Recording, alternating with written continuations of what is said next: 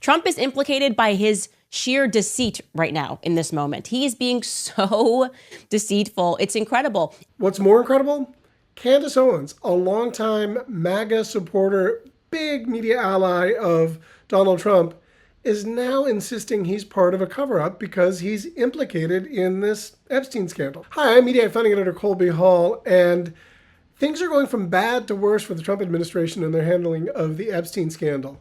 I guess what's probably most concerning for them is that they are losing the narrative, the information war, from the voices that have long been their biggest allies. I'm talking, of course, about the independent media voices that have long been digital-based or on YouTube, like, for example, Alex Jones, Tucker Carlson.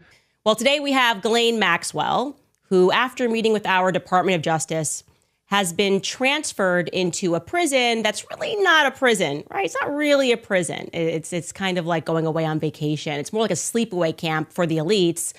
So we're going to discuss that and assess whether or not we believe Trump when he says he had no idea that she was going there. Really going all out in criticizing Donald Trump. She opened, of course, by first talking about Ghislaine Maxwell, who's been in the news recently because she's been talking with Deputy AG Todd Blanche and was mysteriously moved to a minimum security prison. Let's not be conspiracy theorists. We don't need to be conspiracy theorists at all. Let's just be rational. That's what we always try to do. Let's just be rational here.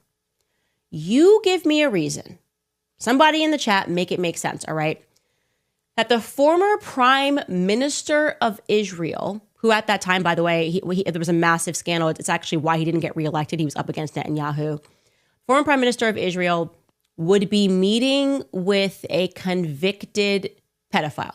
It's not an unreasonable or unfair question. And of course, she's talking about Ehud Barak, a one-time Israeli prime minister, who is reported to have had consistent meetings with Ghislaine Maxwell. Why is that? Okay, let's not forget, he did the deal and copped to, this is what I do. Maybe I've trafficked a few people that are underage. He did that back in 2007. So what would be the reason that if you're a politician and you're running, don't you especially want to keep your hands clean, right? You're supposed to be like, I'm definitely not going to be caught in pictures. I'm definitely not going to be meeting with somebody who's convicted and who's a pedophile. Like, that would be crazy.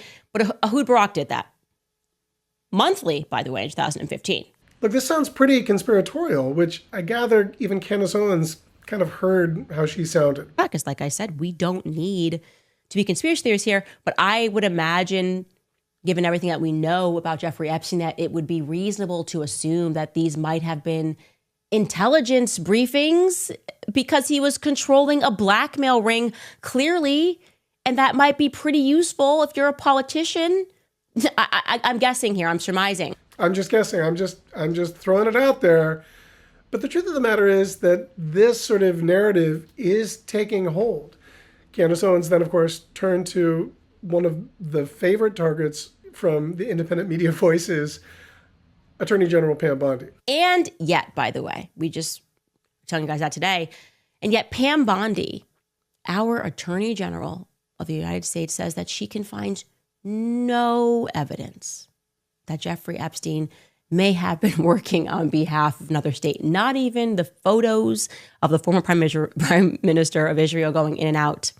And what's incredible, by the way, is that when you get further into that story with Ehud Barak, because then he has to explain away why he was hanging out with Jeffrey Epstein so much, he's like, no, I met Jeffrey Epstein through the former president of Israel. Oh, again, no evidence whatsoever that Epstein was working for another state. He's just hanging out with the presidents and the prime ministers, and they are flying over to him in New York. And to remove any question, she just went full on and said, this entire thing surrounding Jeffrey Epstein is a giant Mossad operation. That is the Israeli intel operation. And she explains why. I don't know, guys. When I take a look at this entire picture, everything that's happening right now in America, from start to finish, all of this just feels like one big Mossad operation. We're supposed to imagine maybe Jeffrey Epstein really did kill himself. And yeah, by accident, 3 minutes from the prison, footage got deleted leading up to this moment where he killed himself. And yeah, the New York Post was kind of involved in some shady photography in the week that he killed himself. And yeah, we can't really explain away the orange blob that's on the screen that kind of makes it look like someone did go into his prison cell leading up to his quote unquote suicide. I don't know, guys. I mean, that perfectly lists all the evidence surrounding the conspiracy theories surrounding Jeffrey Epstein, which don't seem to be going away anytime soon. And, you know, in case you missed the broader context, she laid it out explicitly. Or we are a totally occupied nation, or our politicians have been completely rendered impotent as it pertains to the state of Israel because they've all been blackmailed in one way or another. And Jeffrey Epstein is actually the linchpin of everything. It's why they're protecting the story so much. All right, so she lays out this pretty detailed case of how Jeffrey Epstein was working for Mossad and blackmailing powerful people, and Ghislaine Maxwell is just a part of that. But then she eventually gets right back to where we started. Who's the person that's running the government that's overseeing this massive conspiratorial cover-up? President Donald Trump. And who's protecting that right now? Trump. Obviously, Trump. Don't even act surprised when he pardons Ghislaine Maxwell. That would just be foolish of you, foolish of me to think that he's not going to pardon Ghislaine Maxwell, okay? If Candace Owens is not going to buy a pardon of Ghislaine Maxwell by the Trump administration, you can rest assured that that's not going to go over well. But then she dives in deeper and goes hard, really hard, against Trump. Trump is implicated by his sheer deceit right now in this moment. He is being so deceitful. It's incredible. And it seems to only be getting worse because now they keep pretending that they're trying to get to the bottom of everything, but they don't actually get to the bottom of everything. They actually seem to just be covering things up. They're making moves that only reveal a deeper cover-up. A deeper cover-up. I mean, she's right there. The moves that they're making seem to be making matters worse. From saying that there was the Epstein client list was on Pam Bondi's desk to a memo from the FBI DOJ that said the case was closed, to suddenly the Deputy AG Todd Blanche, who was Trump's former defense attorney, privately meeting with Ghislaine Maxwell and moving her to a minimum security prison.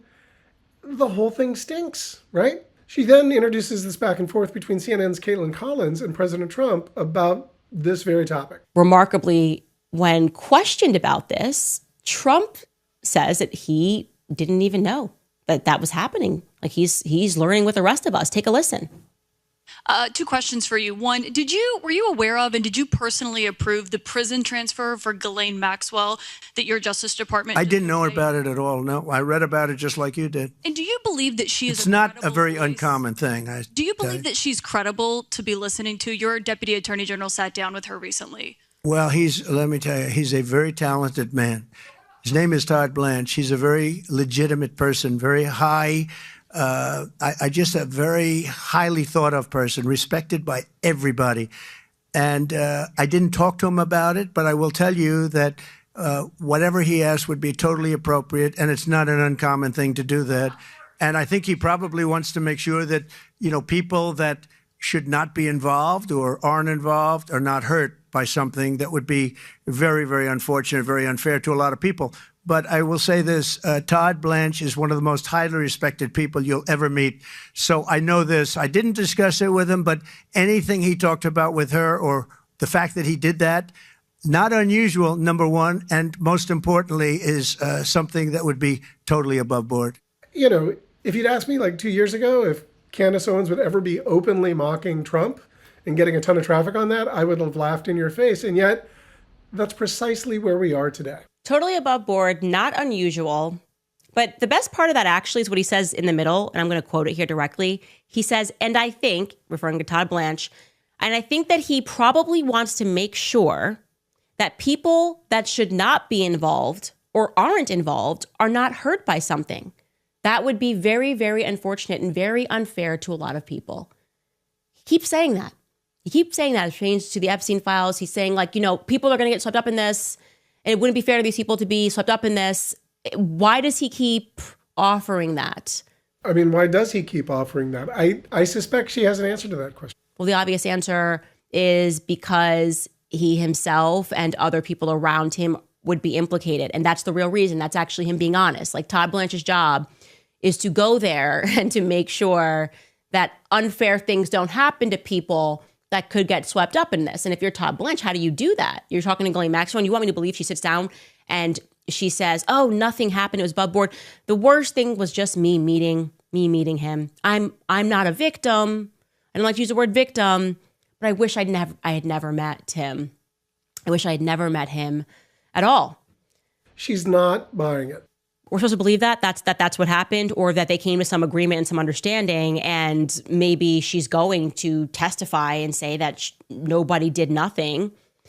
And in turn, they're transferring her to, I'm not even going to call it a prison. That's insulting to all of us. Okay, you and I would never go here if we committed a crime. We don't get to, you have to be in the elite of the elite of the elite, and probably not even serving our country in terms of the crimes that you are committing to get transferred into this particular prison. Okay. That's basically 20 minutes of Candace Owens talking about Ghislaine Maxwell, the Epstein scandal, and President Trump's deceitful cover-up distilled into, 6-7 minutes.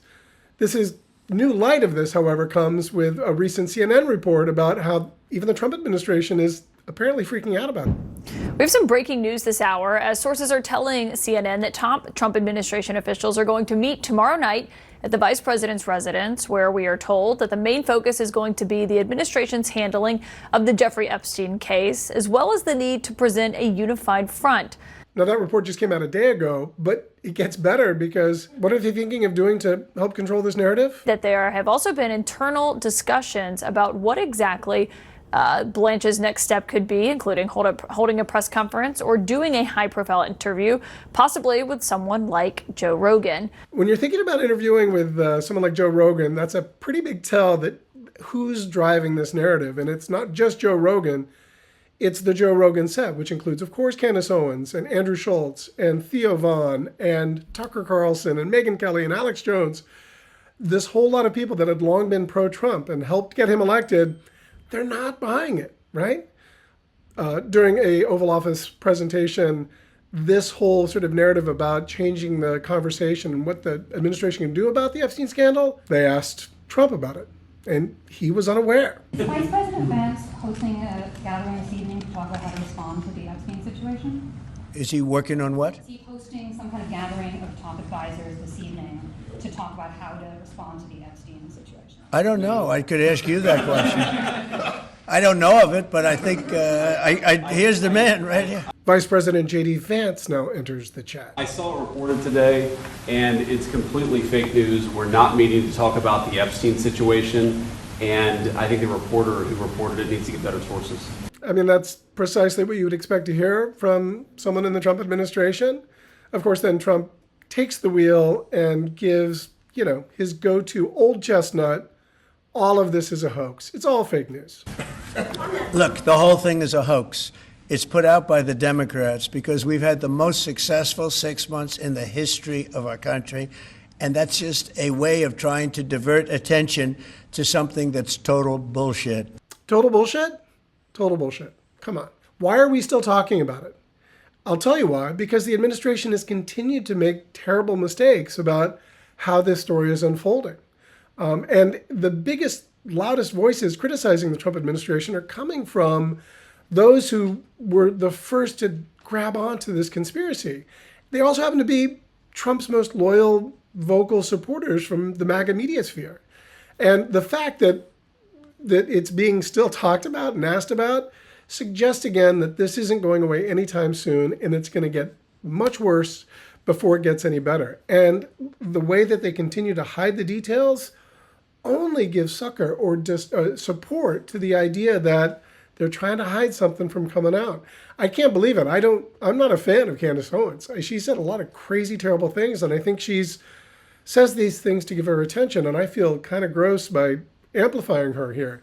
However, I'm less interested in the merits of what she's saying, but the fact she's even saying it, because it's a signal to all of her allies, Tucker Carlson, Alex Jones, each of whom have rather significant audiences. And if they are telling their viewers not to believe Trump, that's a big deal. And again, I've said it before, I'll say it again.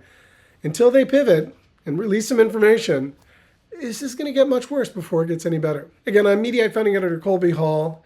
Please click the like and subscribe button for more videos like this. Thanks for watching.